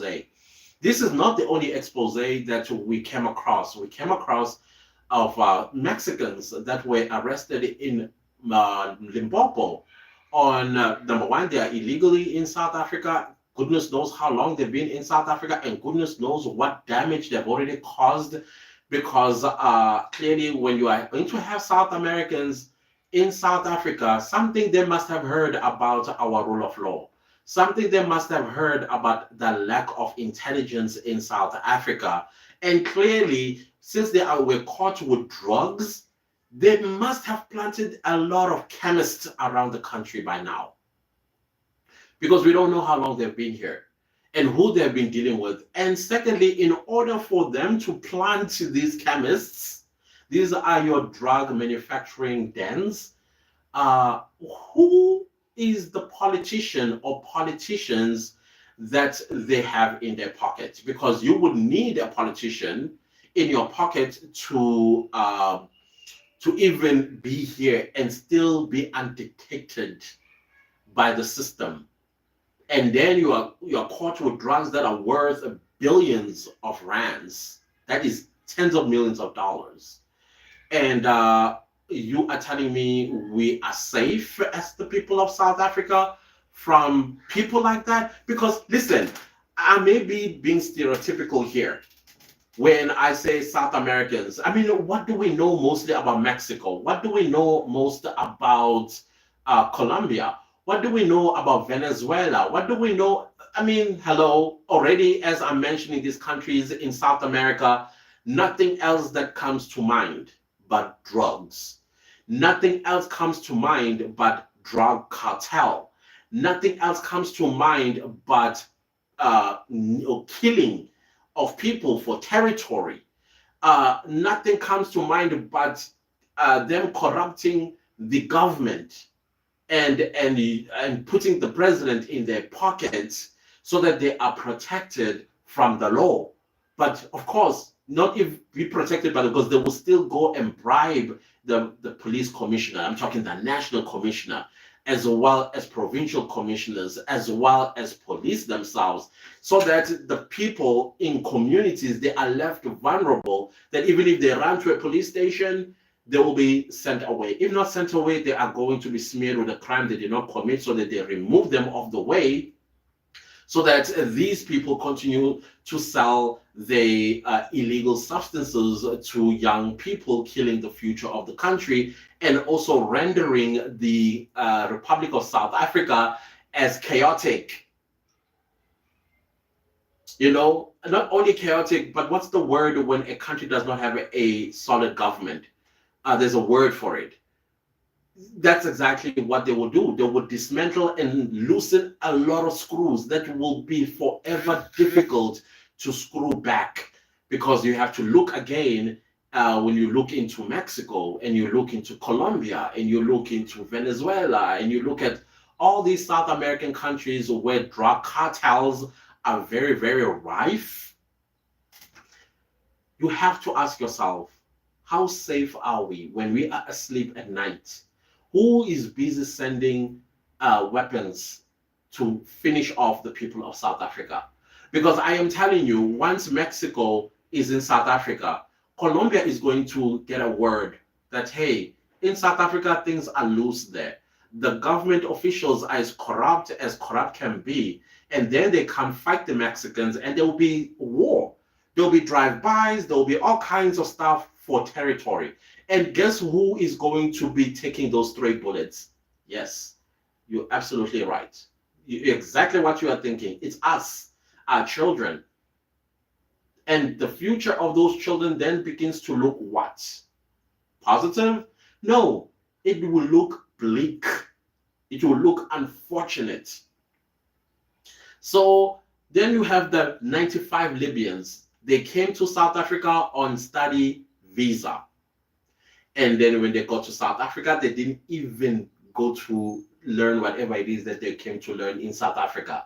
Instead, they went and constructed a paramilitary camp in Mpumalanga, and they were training. And the people of Mpumalanga in that area say they've been harassed, tortured, terrorized by these people.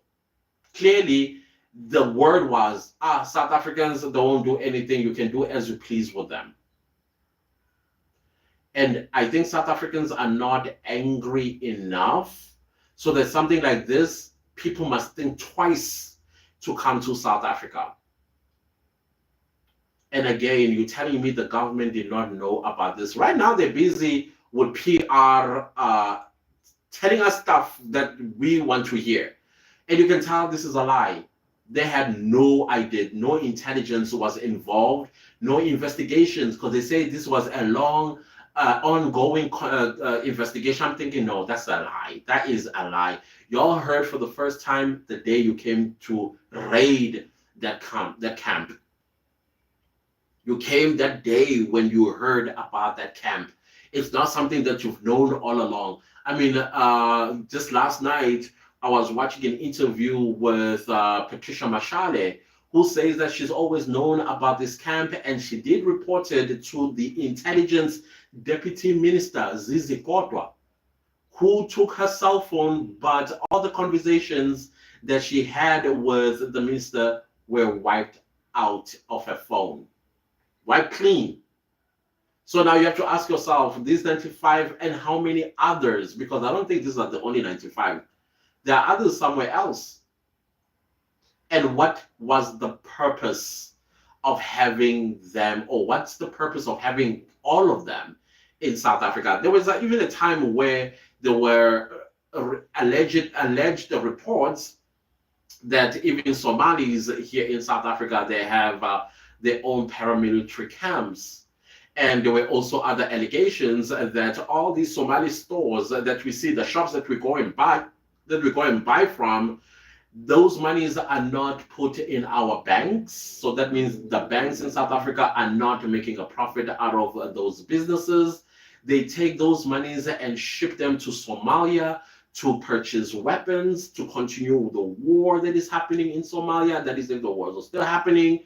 And also terrorize their neighbors like Kenya, to send a message to the United States, because Kenya, I don't know whatever the politics are there, but those are the allegations that we've been hearing over the years. And you have to ask yourself as a South African citizen, how much tax is collected from foreign national businesses inside. And I'm not talking about businesses that are in Sandton or Umhlanga or in Cape Town. I'm talking about these shops that we go and buy at, because I understand, according to the law in South Africa, immigration law, in order for you to get a business visa, there's a threshold of amount of money you need to have. I think it amounts to 5 million rand.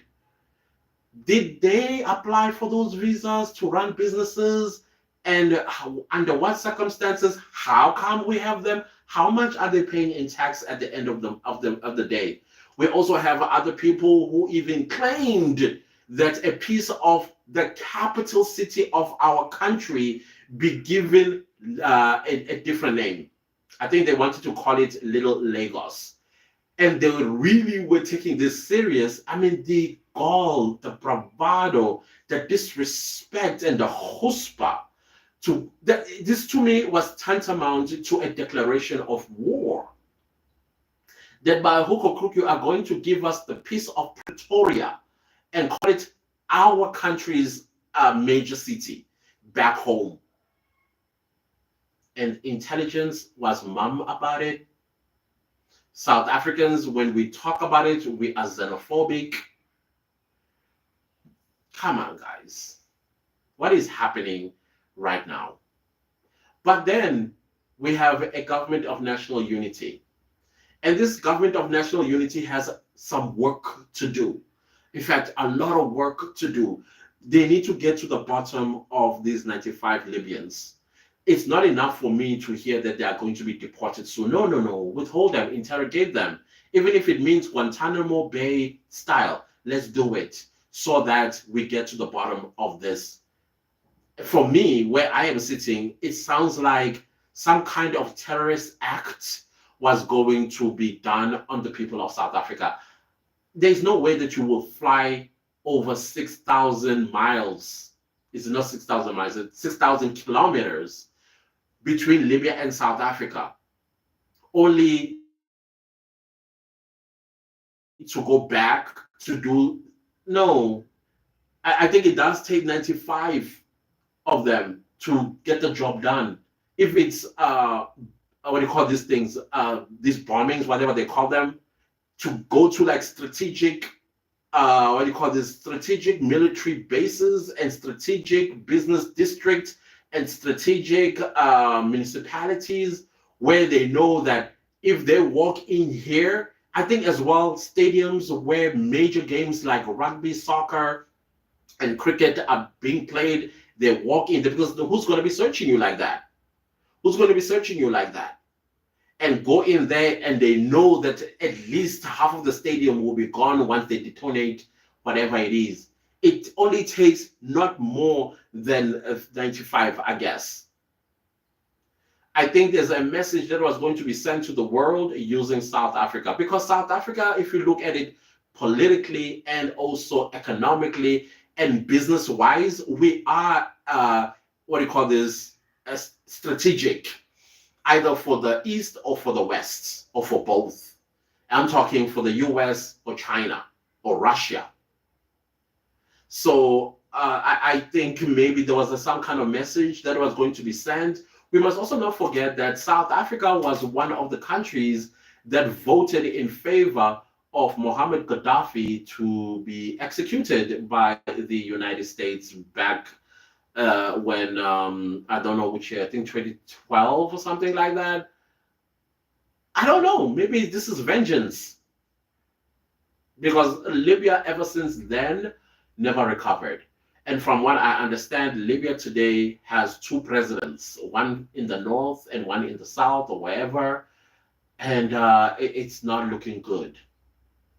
These are young people who probably grew up being told this is how Libya once looked under Muammar Gaddafi. Asking myself, these are my thoughts as well, like, I think this is more than meets the eye. These are not only the 95, there's more somewhere there. And the intelligence this needs to put or tell South Africa or put South Africa in its confidence. They don't have to tell us all the sensitive details All they have to tell us is something that is going to make us sleep at night, safe, or feeling safe at least. So yeah, those are my thoughts about the 95 Libyans. I think there is more than meets the eye here. Uh, this was meant for us. They need to do this while they are inside our belly. It's a Trojan horse effect type of situation. It's sad, scary, and I don't feel safe, honestly speaking, as a South African citizen. Without our intelligence doing their thing, no, I feel very unsafe. Anyways, guys, do not leave this video without liking, commenting, sharing, and subscribing. If you consider subscribing, please click the bell notification so you get notified every time I upload a new video. See you next time. Bye.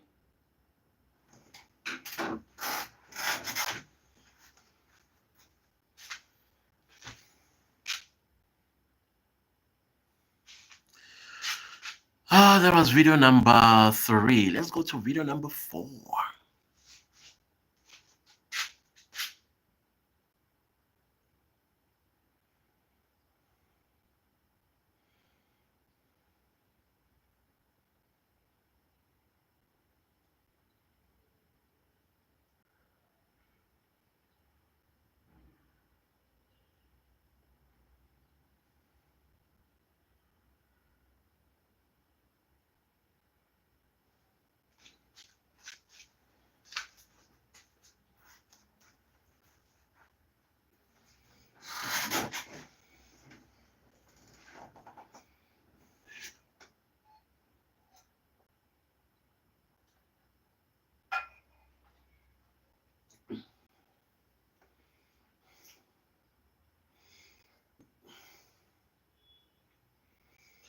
Hello, everyone. Welcome to GNU, according to CD. GNU being the government of national unity. Is it a blessing? Is it a curse? Or we are still in early days? What's happening? I still think that the jury is still out, but without further ado, let's talk about this thought that you guys have been asking me about when it comes to Kamala Harris. This is the Vice President of the United States of America, who is the Vice President to Joe Biden, who is the current President of the United States. So as we know that the United States is going to its elections in November, and so we saw Mr. Biden starting with his second term campaign, and at some point he had to drop out, and he handed over the baton to his Vice President Kamala Harris, who won the convention about a week ago, and now she is officially running for the presidency of the United States of America.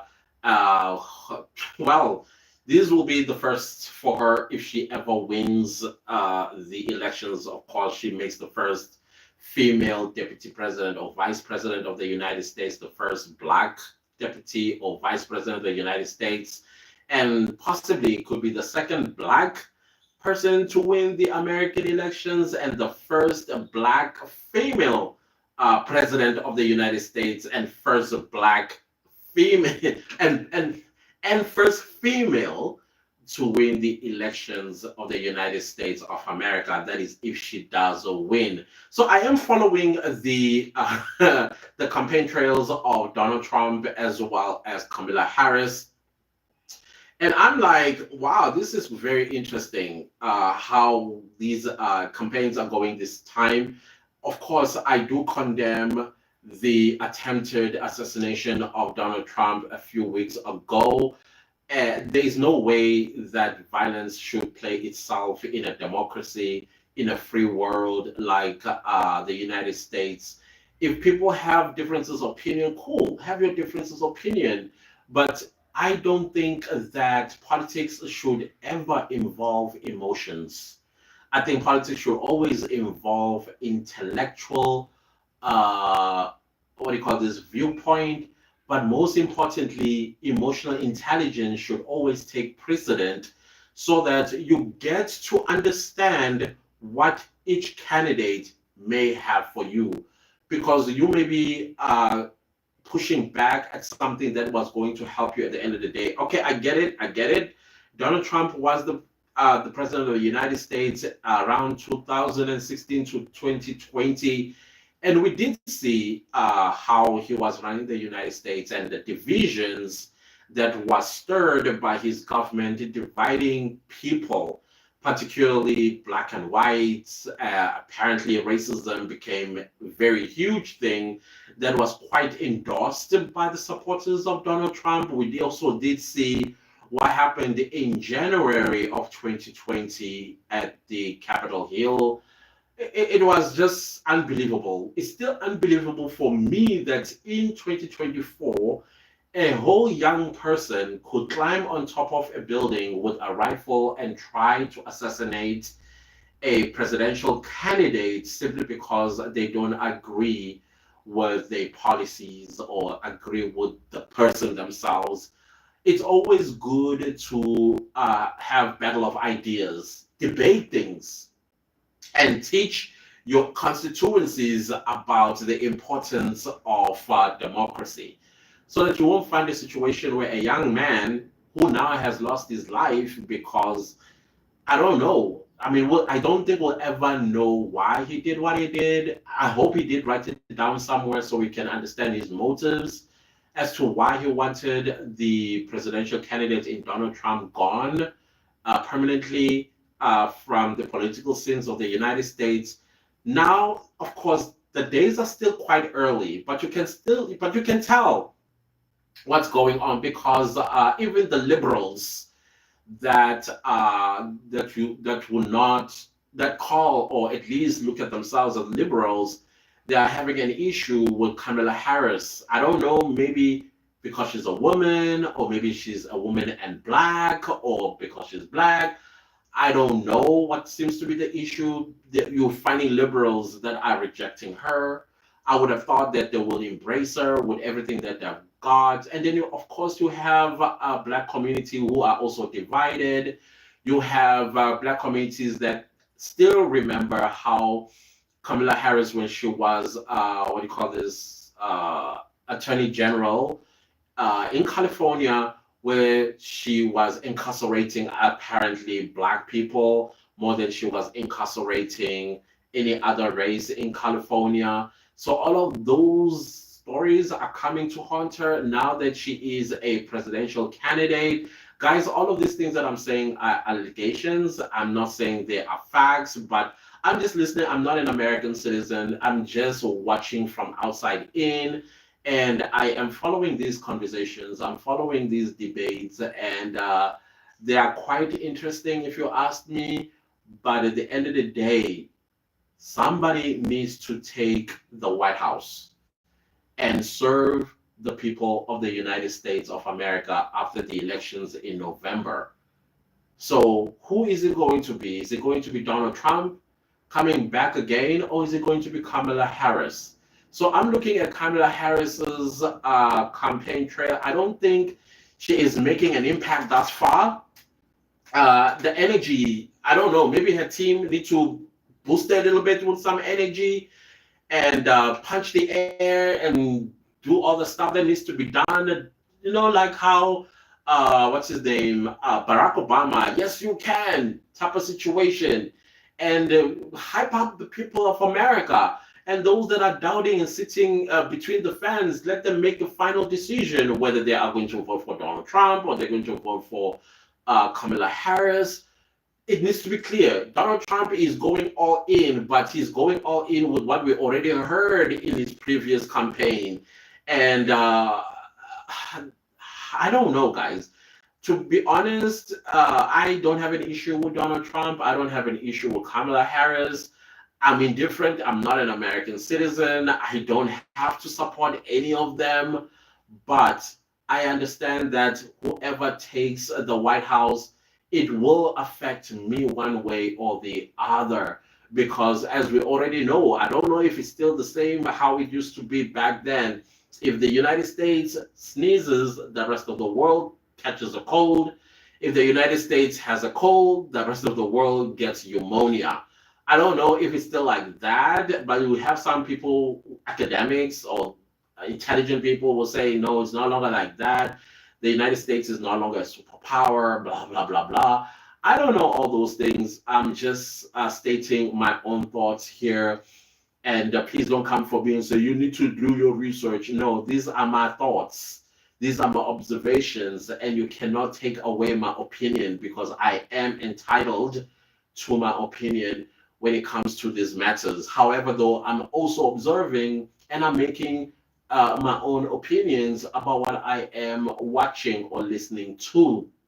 I feel like Kamala Harris needs some bit of energy to get the United States at least the majority, maybe even the election college, because we know what happened in 2016 with Hillary Clinton, who got the majority vote, but when it came to the electoral college, things went south for her. So I'm hoping we're not going to see anything like that this time around, that there will be a clear winner or at least battle it out in a way that is going to inspire everybody to come out and vote. Of course, if you're an American citizen and you're watching this and you are young and you are eligible to vote, register to vote and go out and vote for your preferred candidate. I'm not going to tell you who to vote for.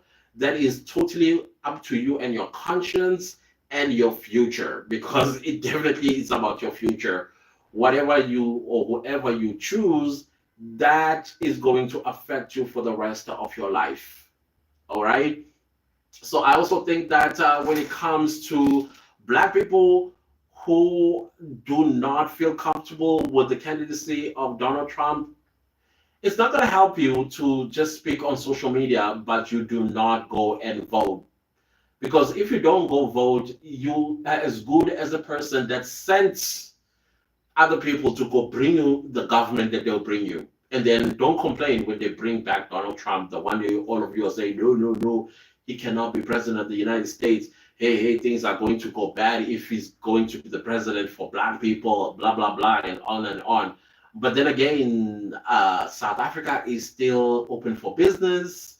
For those of you who may want to relocate to South Africa, if Donald Trump does win the elections, and you are afraid for your lives for the next 5 years.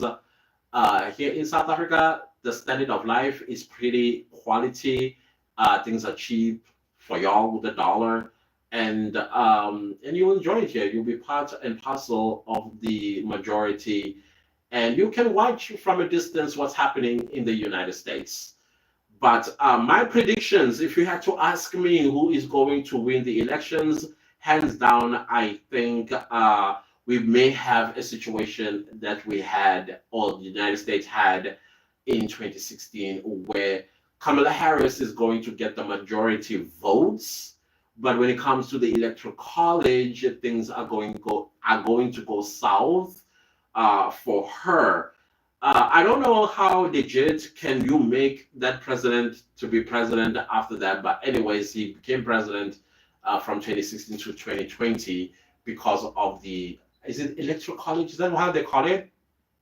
Whatever college that is. So I think history may repeat itself unless the Democrats, they do cover that and ensure that Kamala Harris does become the president of the United States. And that will be history made once again in the United States, not once, but twice. A first female president of the United States, and then first black female president in the United States.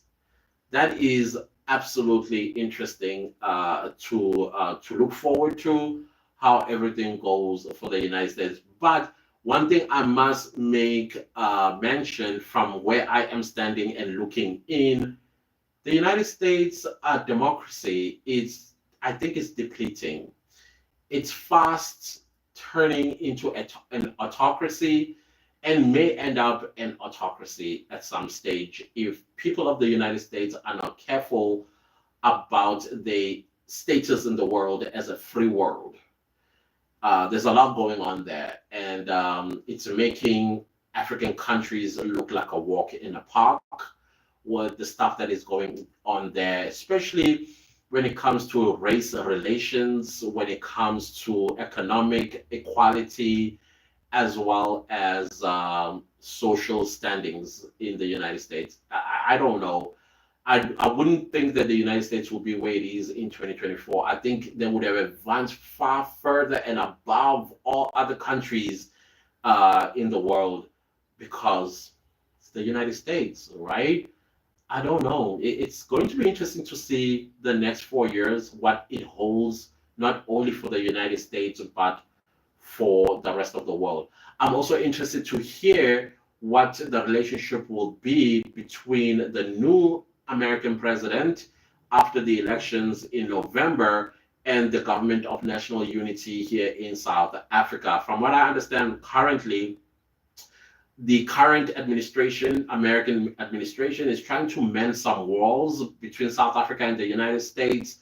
South Africa, for some time now, has been gravitating towards the east, towards working with China, Russia, and of course, they're in a partnership with BRICS nations, and more other nations are joining BRICS.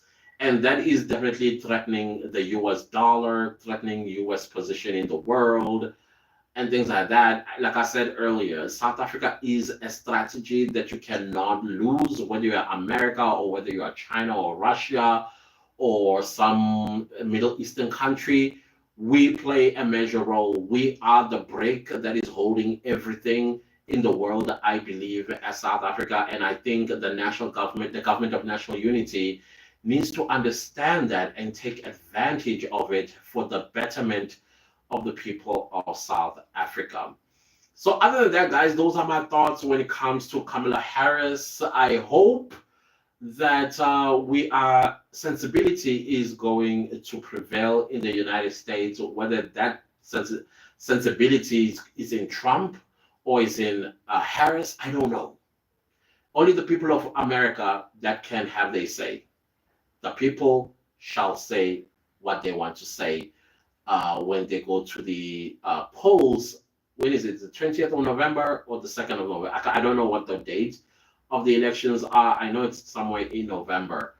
Other than that, that is that in my head. I thought I was going to talk about the new government in Britain, but I don't have the time to include that. Maybe in another video. Let me know if you are interested in hearing my thoughts about that, because I do have some thoughts about that, especially after Brexit. Yeah, things have been interesting since then. Other than that, guys, please do not leave this video without liking, sharing, subscribing. And if you do subscribe, make sure to click the bell notification so that you get notified every time I upload a new video. And do leave a comment. Goodbye.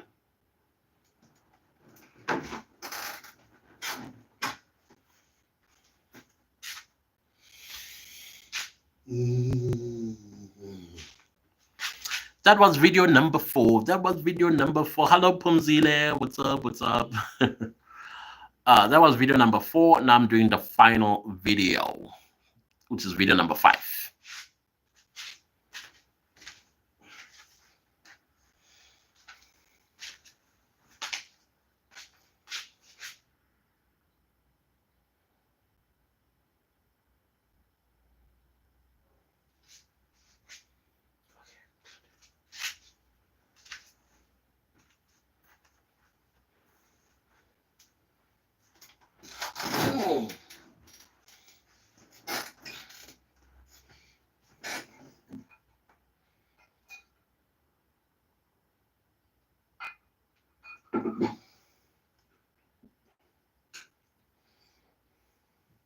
Hello everyone, welcome to GNU according to CD. GNU being Government of National Unity according to CD.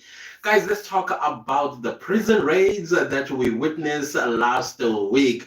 For me, it's a bit of a joke, honestly speaking, because wow. It's not like the correctional services, which is a problem as well, calling them correctional services. I agree with the EFF member of parliament who actually, I love that speech so much. I hope I will find it and I will insert it here so you can hear the her assertions in parliament. And I was nodding my head. I mean, it was like I'm listening to a hip hop song throughout her speech about we need to change the nature of our prisons. Let's stop calling it a service. That's a prison. There's a reason why it's called a prison. It's to rehabilitate people who have broken the public policy, thinking that they have the power in their hands to do whatever they like and disrespect the laws and also harass communities. Some of these people are serving heinous crimes, and yet they get to be visited by their families. They get to eat 3 meals a day. Sometimes the people that they've committed these heinous crimes against are poverty stricken. They don't know what they are going to eat the following day, let alone eat when they're going to bed. And yet, the perpetrator who took away their loved ones are having 3 meals a day and they are taken to private hospitals when they are sick and things like that. So I agree with I forgot what her name is. I think it's Chirwa, somebody Chirwa. I will find the clip and I will insert it and you get to hear. And I'm sure you will agree with what she's saying. I agree wholeheartedly. But then are we surprised with the things that were found in the Johannesburg prison, aka Sun City? Cell phones were found there, chargers were found there, PS, what do you call those games that they like? I was like, what is happening? What is happening? And you saw money, you saw drugs, you saw. And the question is, who brings those things in? Because it cannot be the prisoners. It cannot be the prisoners' visitors either.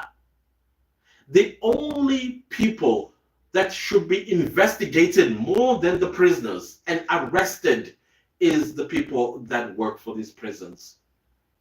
Whole of them. And I'm not just talking few, there's no way it's only one or two or three. This is how some of these prison workers make extra money. That is why I am for lifestyle audits. The government of national unity need to embrace the whole idea of lifestyle audits. Let's see how these wardens are living their lives, and they must justify these lifestyles according to how much they are earning in the past 5 years. Because there is no way that all of those things were found in one prison. I remember somebody once said, if you are, the Reserve Bank is nothing compared to what the prisons in South Africa hold. South African prisons, as from what I hear, billions of rands are in physical cash are in our prisons. And when we saw some of these raids seeing money taken out from other prisoners' mattresses and beds and clothes and wherever else that they're hidden them, it's like, oh, there we go. This is what many people have been saying when it comes to money. The prisons have money. I'm talking hard code cash here. I'm sorry, I'm having tongue tiredness here. Seriously speaking, are we surprised? And how is Mr. Groenewald is going to clean this department? It needs to be renamed, number one. And South African prisons, I feel like in Africa, possibly they are the most relaxed when it comes to punishment. Because I hear some people say, oh, it's not about a punishment, it's about rehabilitation. No, these people committed a crime. They must be punished, not to be served. Punished is the operative word. Prisons are supposed to be a scary place to go to, not only for your liberty, but also for your safety and the things that they are going to put you through the Department of Prisons. I agree. I did see a video of a Chinese that was comparing South African prisons and Chinese prisons. Chinese prisons don't play games. Once you are incarcerated, there's a process that you are taken through which is not very kind. And once they put you those yellow and white clothes, you get to work. You wake up at 3 in the morning, clean the cells and corridors, and you name them, and you take your shower and head to a factory where you are going to sew clothes that are going to be sold. In other in other countries, you make your own food. The government does not waste even a dime on prisoners. Some, they grow their own chickens, they grow their own vegetables, they do all these things so that they are able to eat. But in South Africa, that is why that prisoner had the audacity, the gall, the gumption, and the bravado to disrespect the people of South Africa by doing that video and say they are having it nice here. They are on holiday. They don't, literally reminding taxpayers of what they do on a daily basis so that that person has meals to eat 3 times a day.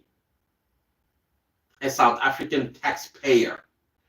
Because we have to wake up in the morning, go to work, and at the end of the day, the government takes a chunk of our money that we worked hard for so that it goes and feed a prisoner that just spat on my face. So these things are not surprising, and I'm not quite sure why we are acting all shocked. Privileges, the moment you commit a crime, whether you are caught or not caught, you lose privileges. And I think you should also lose some rights as well. The constitution of the country, I am not one that pushes it for it to be amended or changed. But I agree that a lot in our constitution needs to be changed, starting with section 1 of the not section 1, section 11 of the Constitution, which states everyone has a right to life. For a very long time, I was agreeing with that. But now with the scourge of murders in this country, I've since changed my mind. Limit that section, put it under section 36, and say, provided that if you take a life, yours will be taken too. Because that right to life is for everybody. So now who gave you the right to take somebody's life? So yours, therefore, also needs to be taken if found guilty. The second one is section 10 of the Constitution, which has something to do with dignity. People who should enjoy dignity are law-abiding citizens. The moment you violate another person's dignity, yours too needs to be taken, especially when it comes to men that forces themselves on women. Every time when a law is proposed to deal with them, the first thing that they say, what about their dignity? What about the dignity of their victims that they have stolen, violated? Dignity for dignity. Those two sections of the Constitution, I feel they do need amendment. They really do. They need change so that we can curb the scourge of murder and the scourge of people forcing themselves on other people without their consent. Look at Botswana, our neighbor. Quiet. People, they enjoy their lives because they don't have to worry about somebody entering their homes and wiping them clean with bullets. And once these people are caught, they are going for a vacation, as that prisoner was telling us. They are on vacation. They don't have to worry about buying electricity and paying rent. Do you know when that was said, it was as if my heart was being stabbed and the dagger was twisted and twisted and twisted by that prisoner. It was not a pleasant thing to hear, a pleasant thing to watch. It was upsetting. And I appreciate the new minister of, for now we'll call it Correctional Services, the swift action that he took on that prisoner. I hope what they did to him was severe. And also the raids, I do appreciate the raids because at the end of the day, the people of South Africa were still not safe from people that were inside. Because how is it possible that, let's say, Inkabi is, in fact, there's a case that I did on my true crime channel where a wife was able to hire a prisoner to kill her husband, a traffic cop husband, but the prisoner inside, because he had a phone, was able to call a friend on the outside to do the job, and they shared the money. The mastermind was going to pay the prisoner 300,000 Rand, but because he was in prison, that 300,000 Rand went to somebody in his family, and that family member had to pay the person that pulled the trigger his 150,000 Rand. Simply because of cell phones being in prison. That means society was never safe. And these men and women in uniform, brown uniform, this is the wardens of our prisons, they've jeopardized the safety of the citizens of this country. And it's not like nobody knows who they are. I refuse to believe that. They should be charged with treason. They should be charged with every other murder that was committed by a prisoner inside of this prison or in prisons. A clear message needs to be sent, and I hope the Minister of Correctional Services, Mr. Groenewald,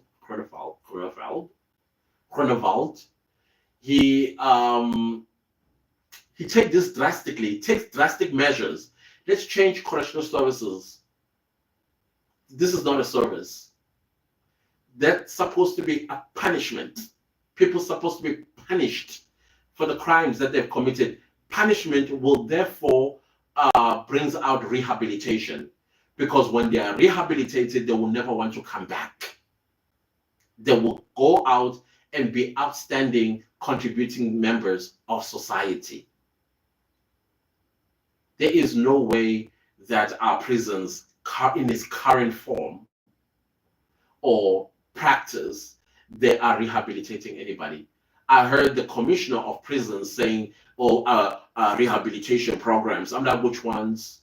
Because the only ones that I see every time when Nandiba Makutumana comes to court, she's nice and poshed up, that some rehabilitation program taking place in prison. Some prisoners took cosmetology as their own rehabilitation program niche. What about the male prisons? What's happening there?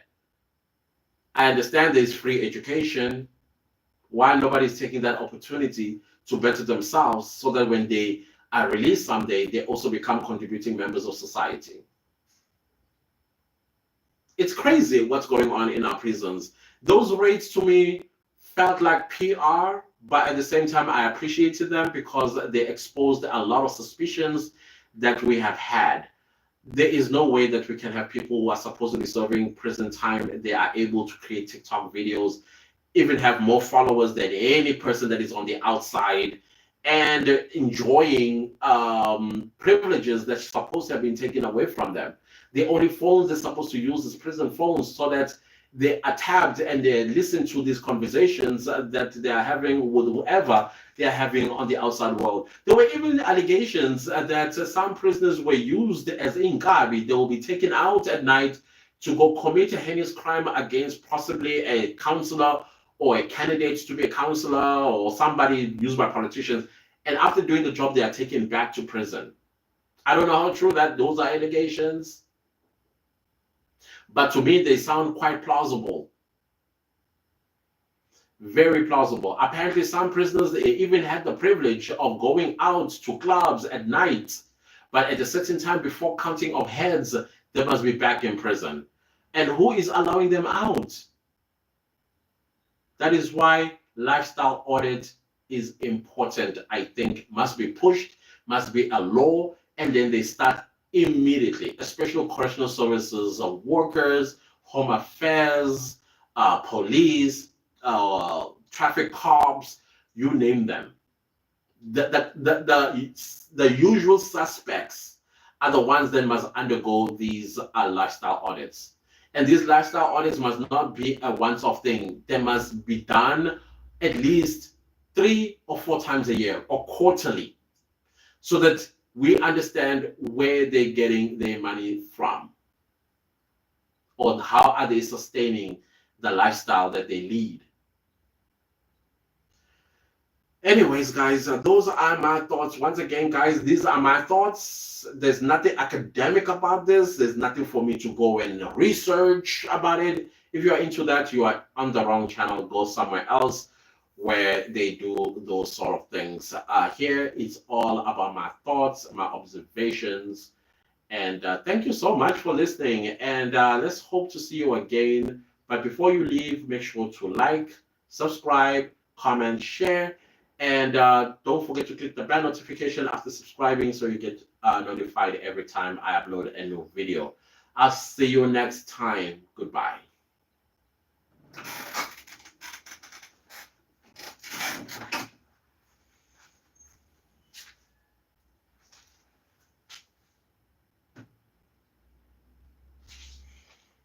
All right, so I'm done, guys. 5 videos filmed.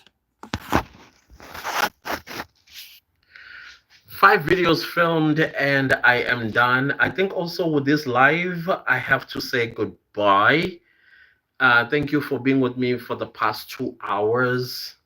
I have to go wash my blankets and do other stuff that I need to. In fact, I need to edit those videos because they're going out tomorrow. Um, yeah. Other than that, guys, goodbye. Thank you for your support always. I love y'all. Hope you love me too. And I'll be scarce in August on this channel. Very, very scarce. So we shall see each other again. Oh, bye. Bye.